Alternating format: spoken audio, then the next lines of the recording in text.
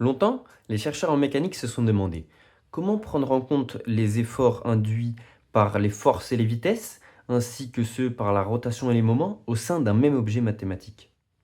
C'est alors qu'ils ont pensé au torseur. Aujourd'hui, on va découvrir le torseur en tant qu'objet mathématique et on va démontrer plusieurs propriétés dessus, ainsi que sur le fameux comoment. À la fin de la vidéo, on démontrera une équivalence mathématique entre deux théorèmes fondamentaux en mécanique, le principe fondamental de la dynamique ainsi que le principe fondamental des puissances virtuelles.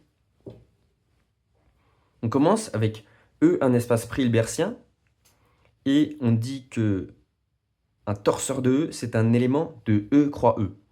C'est-à-dire que c'est un couple d'éléments de E.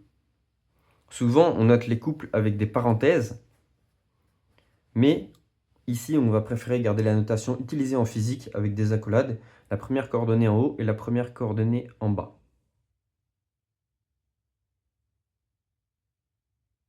Un exemple, avec par exemple le torseur cinématique en prenant E égale R3. Le torseur cinématique d'un solide S1 par rapport à un solide S0, ça va être la vitesse de rotation du solide S1 par rapport au solide S0 et la vitesse du solide S1 par rapport au solide R0, S0.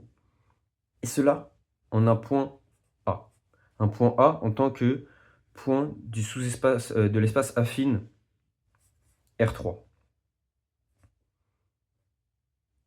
On notera qu'un torseur sera différent selon le point où il est calculé.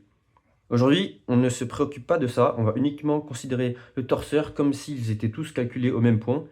Ceci est une autre théorie avec notamment la relation de Varignon, qui permet la relation de transport d'un torseur d'un point à un autre. Le comoment notamment se fait entre torseurs écrits en un même point, mais pour aujourd'hui, on va uniquement considérer un torseur comme si il n'était pas calculé en un point particulier. On va donc découvrir le fameux comoment. Donc il prend deux torseurs, et voici le symbole comoment, avec une croix entourée d'un rond, et ça associe les produits scalaires de chacune des coordonnées croisées, et on les somme. AD plus BC. AD plus BC, voilà. Un exemple de l'application du comoment, le calcul de la puissance des efforts extérieurs. Donc je vous avais dit tout à l'heure en introduction comment prendre en compte à la fois les efforts de la rotation et du moment et à la fois ceux de la vitesse et des forces extérieures. Et bien si on écrit le torseur des forces extérieures, par exemple sur un solide S1, ça va être la résultante des forces extérieures ainsi que le moment des forces extérieures. Si on calcule le torseur cinématique, qui est déjà présent ici, on rappelle donc que V S1 par rapport à S0, c'est oméga S1 par rapport à S0 et V S1 par rapport à S0. Et donc, si on connaît un peu son cours de physique, on va savoir que la puissance, c'est F scalaire V, donc ici R scalaire V, mais aussi c'est M scalaire oméga. Et donc, l'idée du commandement, c'est donc de sommer ces deux puissances, et donc l'opération naturelle va nous donner résistance résultante plutôt scalaire vitesse plus moment scalaire rotation. Et donc on a pris toutes les puissances en compte qui sont fournies à notre solide. Maintenant, on va démontrer la propriété suivante, que le commandement est symétrique et linéaire à gauche et à droite. Donc linéaire vis-à-vis de quelles opérations? Vis-à-vis des opérations de E croix E en tant qu'espace vectoriel, les opérations naturelles, la multiplication par un scalaire coordonnée par coordonnée et l'addition coordonnée par coordonnée. Donc on va commencer. On va prendre taux et V, deux torseurs de E.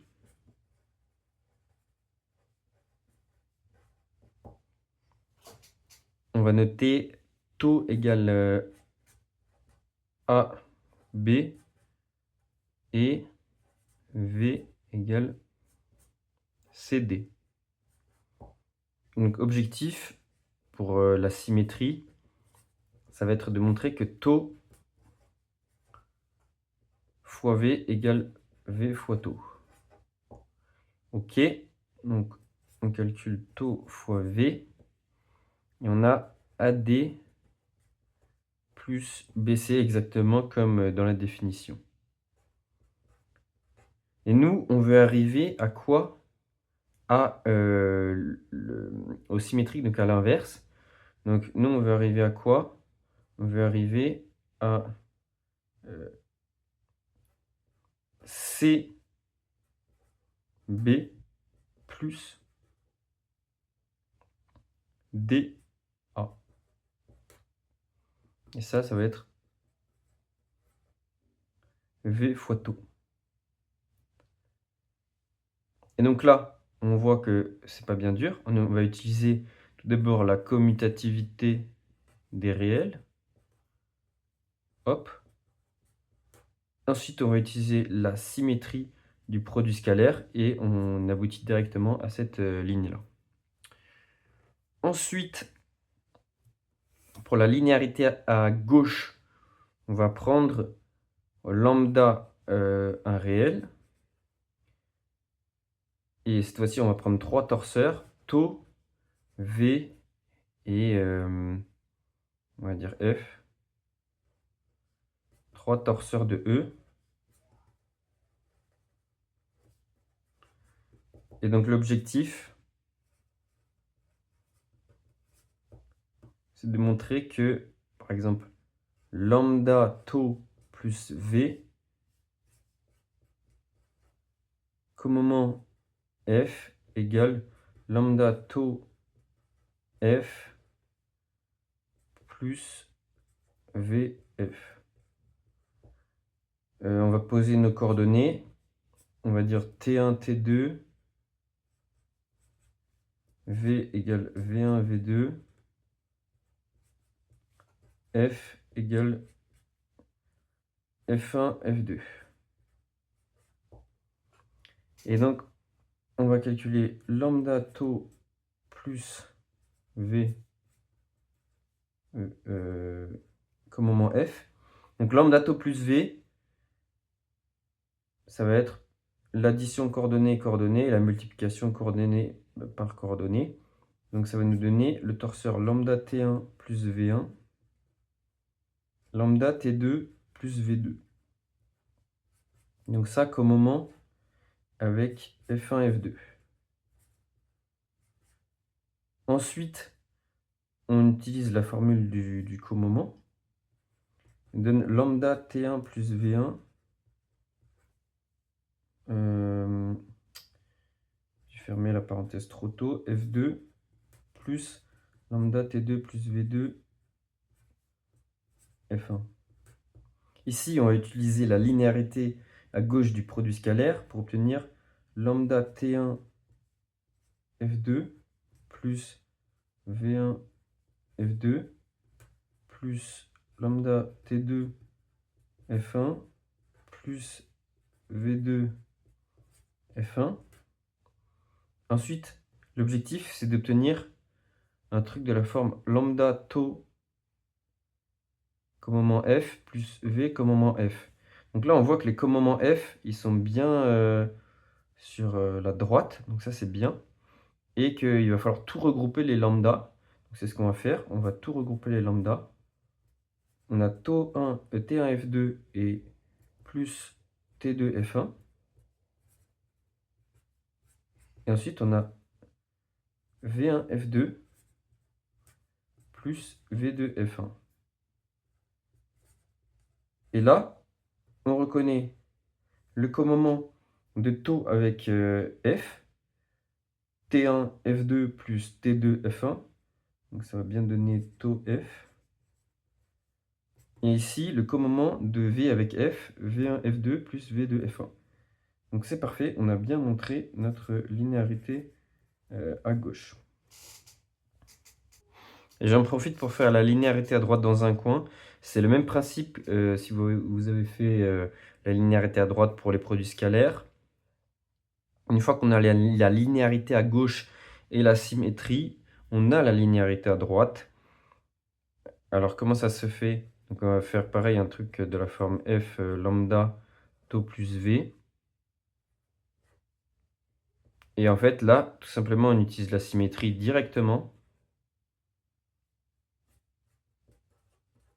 On développe de la même manière qu'on a fait, comme on a la linéarité à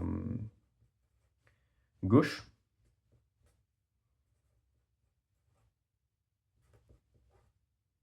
Ici c'est un f. Ensuite, on utilise la symétrie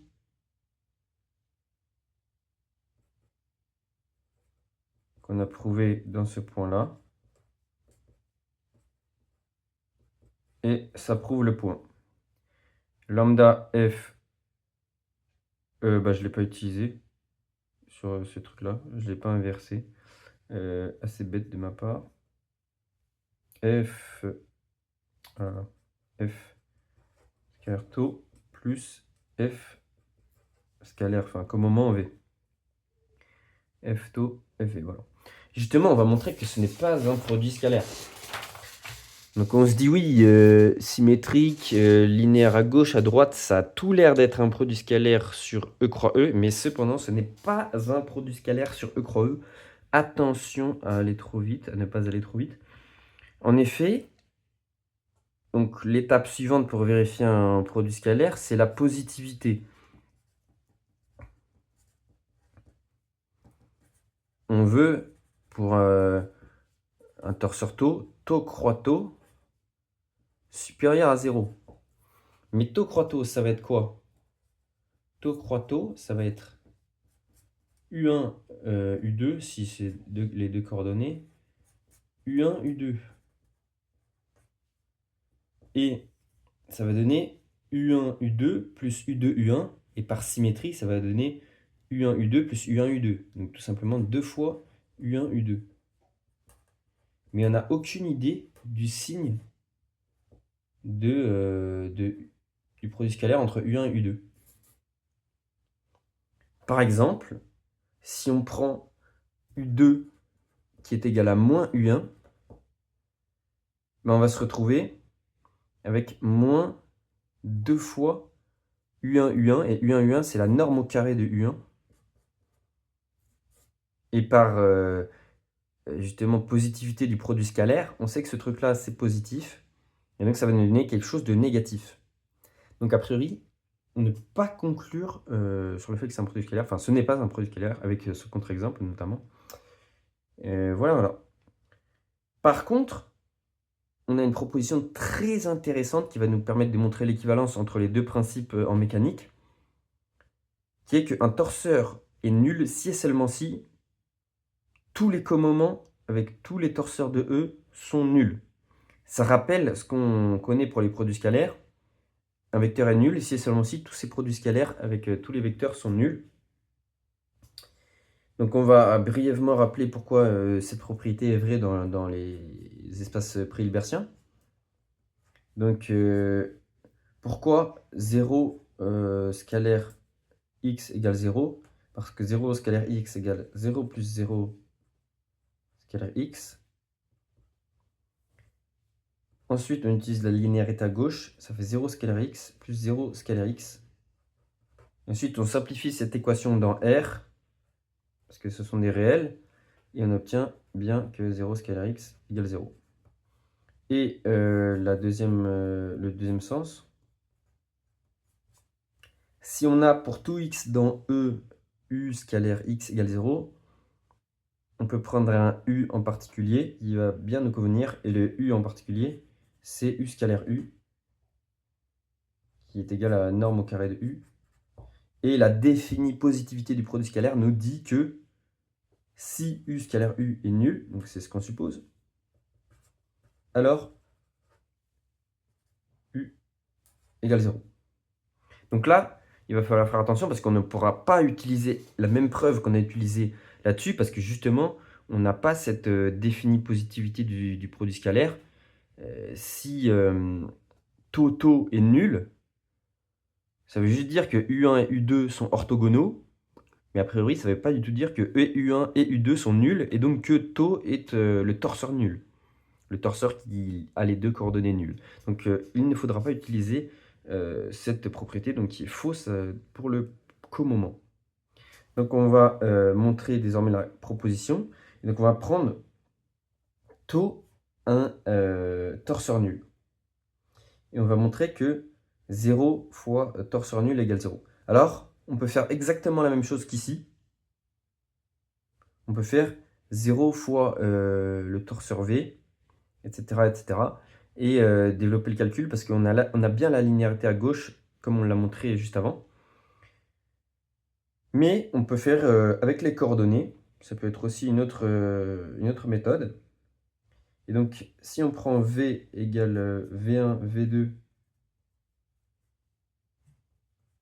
dans E croix E, on a 0 comme moment avec V, donc ça va être 0, 0, croix V1, V2.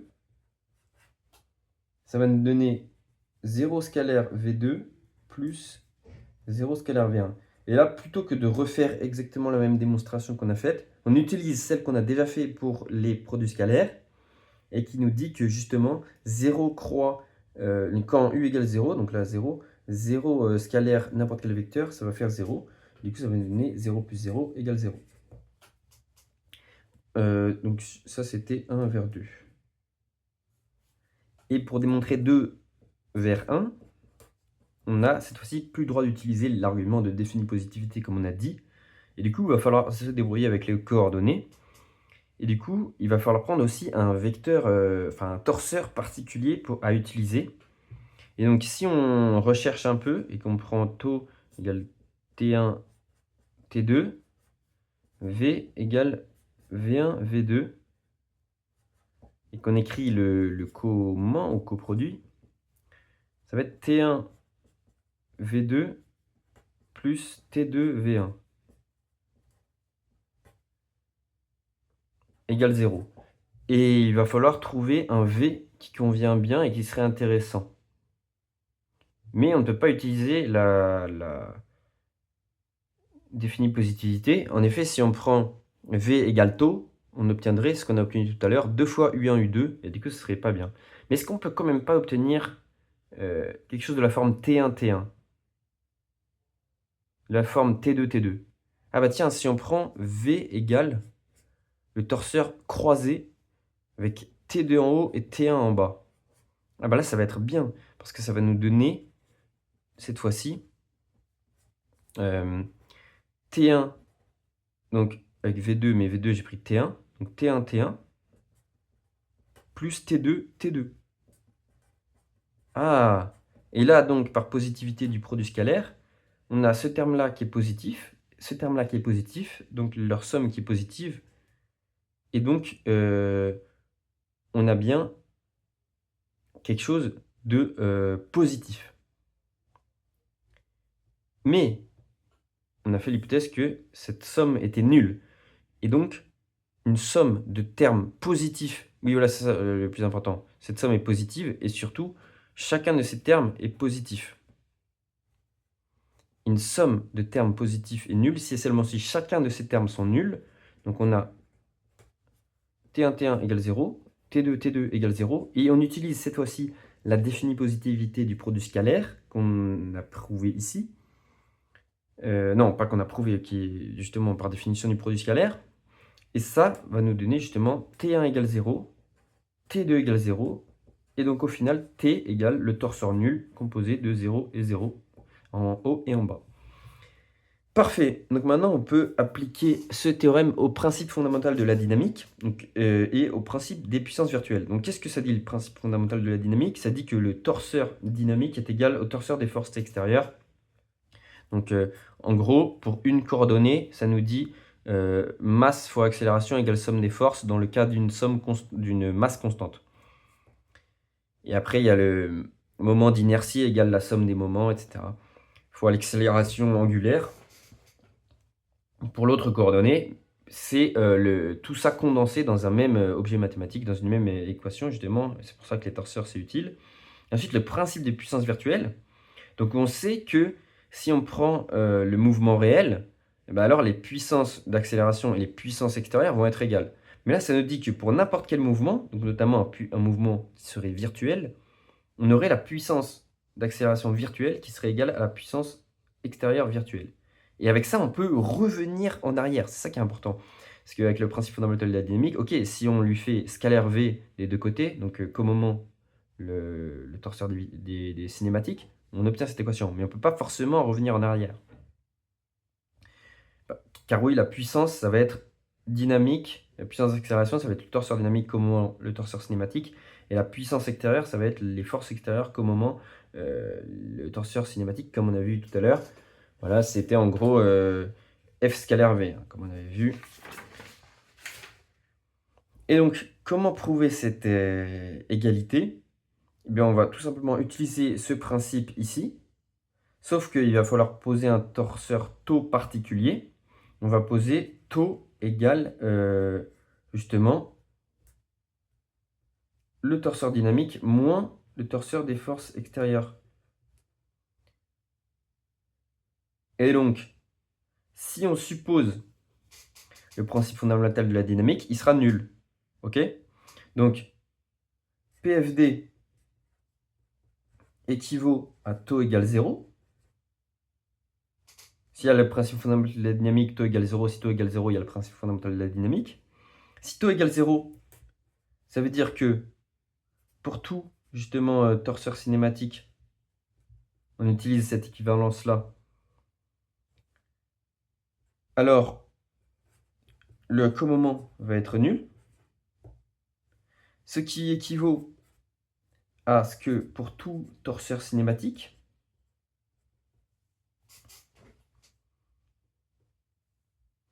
on a donc V1 R0. On a donc ds1 R0 moins fx1